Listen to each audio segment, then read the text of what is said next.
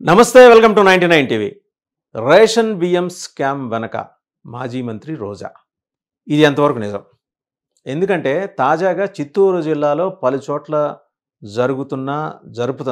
ప్రభుత్వం జరుపుతున్న దాడుల్లో భారీ ఎత్తున రేషన్ బియ్యాన్ని పట్టుకుంటున్నారు. అవి తమిళనాడుకి ఎక్స్‌పోర్ట్ అవుతున్నాయి. తమిళనాడు నుంచి మరి నియర్ బై పోర్ట్ అంటే చెన్నై పోర్ట్ నుంచే తరలిపోతున్నట్టుగా అనుమానాలు వ్యక్తం చేస్తున్నారు. సో దీనికి కీలక సూత్రధారి ఎవరు? అసలు కాకినాడ పోర్టుతో సంబంధం అది కాకినాడ పోర్టుతో పోల్చి చూస్తే కనుక తమిళనాడు పోర్టు నుంచి ఎక్స్‌పోర్ట్ అవుతున్న రేషన్ బియ్యం అసలు ఎలా వెళ్తుంది? ఒక పక్క తెలంగాణ నుంచి రేషన్ బియ్యం వచ్చి కాకినాడ నుంచి పాలిష్ అయ్యి విదేశాలకు ఎగుమతి అవుతుంటే, మరి రాయలసీమ జిల్లాల నుంచి ప్రత్యేకించి చిత్తూరు జిల్లా నుంచి చెన్నై పోర్టుకి వెళ్తున్న వ్యవహారం ఎలా వెళ్తోంది? ఇది ఆరా తీస్తుంటే పోలీసులకు అస్టానిషింగ్ ఫ్యాక్ట్స్ బయటపడుతున్నాయి. అది నివ్వెరపోయే నిజాలనొచ్చు, విస్తుపోయే వాస్తవాలనొచ్చు. మాజీ మంత్రి రోజా గారి అనుచరగణం ఇందులో కీలకంగా ఇన్వాల్వ్ అయి ఉన్నారట. దీని మీద ఇంతవరకు వాస్తవానికి రాష్ట్ర ప్రభుత్వం ఫోకస్ పెట్టలా. ఏదో అదాటును జరిపిన దాడుల్లో భారీ ఎత్తున రేషన్ బియ్యం బయటపడటంతో, స్వాధీనం చేసుకోవటంతో మూలాలు ఎక్కడున్నాయని తీగలు లాగితే బయటపడిన విషయం ఏంటంటే రోజా గారి అనుచరగణం. అందుకనే ఆమె ఫ్రీక్వెంట్గా చెన్నై వెళ్తున్నారు అనే మాట కూడా వినిపిస్తుంది. వాస్తవంగా ఏంటంటే చెన్నై నుంచి ఆమె ఇక్కడ పెద్దగా వైసీపీలో ఆమెకి ఏమీ వ్యవహారం నడవట్లేదు కాబట్టి చెన్నై కేంద్రంగా ఏదో సినిమాలను లేకపోతే ఇతరత్ర సీరియల్స్ అను వాటిలో నటించే విషయంలో కీ రోల్ తీసుకునే విషయంలో వెళ్తున్నారనే ఒక ఇంప్రెషన్ అయితే బయట ఉంది. కానీ వాస్తవంగా తెర వెనుక జరుగుతున్నది ఇదే. ఇదంతా ఎందుకు జరుగుతోంది?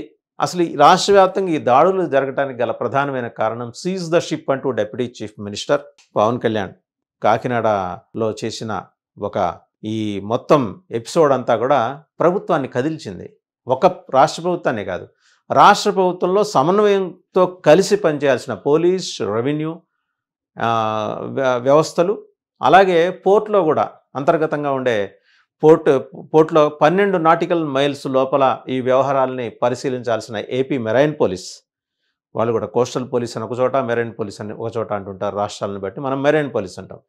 వాళ్ళు, అలాగే వాళ్ళతో పాటు పోర్ట్లో కస్టమ్స్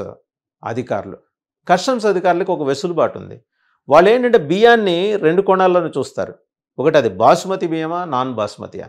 బాసుమతి అయితే దాని ఎగుమతి మీద ఆంక్షలు ఉన్నాయి, సో ఇమీడియట్గా ఆపేస్తారు. నాన్ బాసుమతి అయితే బ్రోకెన్ రైస్ కావచ్చు, అలాగే నాన్ పాలిష్డ్ రైస్ కావచ్చు, పాలిష్డ్ రైస్ కావచ్చు. వాళ్ళకి ఈ చెక్ పోస్టులన్నీ దాటి వచ్చిన తర్వాత వాళ్ళు ఎలాంటి అభ్యంతరాలు పెట్టరు. దట్స్ వాట్ కస్టమ్స్ కమిషనరు మీడియాకు కూడా క్లారిటీ ఇచ్చారు ఆ విషయంలో. సో దీనికి సంబంధించి చట్టాలు చేసుకోవాల్సింది ఉంది. ఎవరు చేయాలి?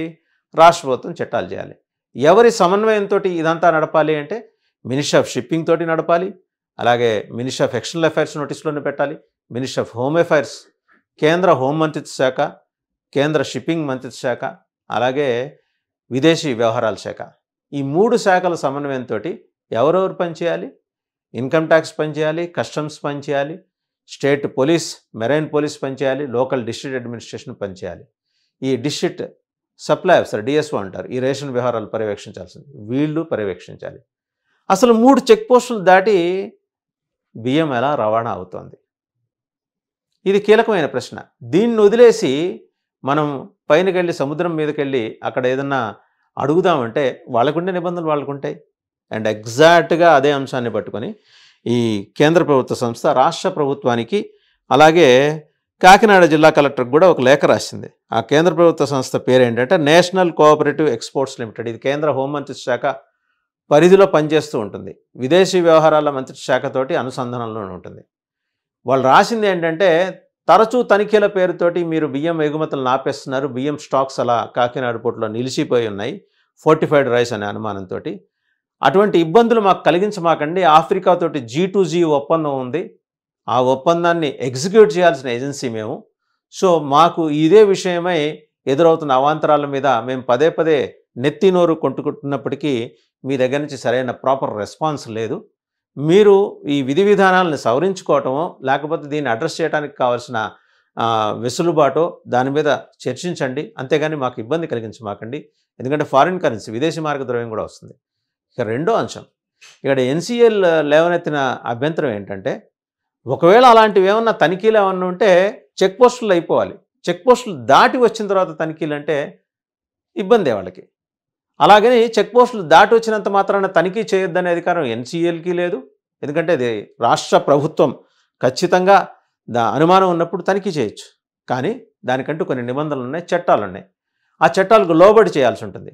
మరి అటువంటి ఇన్ని శాఖల్ని సమన్వయం చేసుకునే అటు కేంద్ర ప్రభుత్వ శాఖలు, ఇటు రాష్ట్ర ప్రభుత్వ శాఖలు మధ్యలో కస్టమ్స్, పోర్ట్ ఇవన్నిటిని సమన్వయం చేసుకునే వ్యవస్థ ఉండాలంటే ఆంధ్రప్రదేశ్ అసెంబ్లీ ఒక బలమైన చట్టం తీసుకురావాలి. ఆ చట్టంలో లొసుగుల కారణంగా ఇలా అక్రమంగా రేషన్ బియ్యాన్ని పాలిష్ చేసి తరలించే బియ్యం, ₹6 బియ్యాన్ని ₹70 విదేశాలకు అమ్ముకునే వ్యవస్థలు, మాఫియాలు డెవలప్ అయ్యాయనేది సుస్పష్టం. అండ్ రెండోది, ఎప్పుడైతే ఇక్కడ తనిఖీలు మొదలైనాయో రాయలసీమలో రేషన్ బియ్యం ఎక్స్పోర్టు దాని వాల్యూమ్ పెరిగింది. ఆ వాల్యూమ్ పెరగటంతో ఇది క్యాజువల్గా చేసిన తనిఖీలే. అంటే ఏదో యథాలాపంగా పోలీసులు గనక నాకాబందీ చేసినట్టు, నెల రోజులకోసారి బ్రీత్ అనలైజర్ పెట్టి డ్రంక్ అండ్ డ్రైవ్ చేసినట్టు వాళ్ళేదో క్యాజువల్గా చేసిన తనిఖీల్లో ఇది బయటపడింది. భారీ ఎత్తున రాయలసీమ నుంచి, చిత్తూరు జిల్లా నుంచి బియ్యం వెళ్తుంది.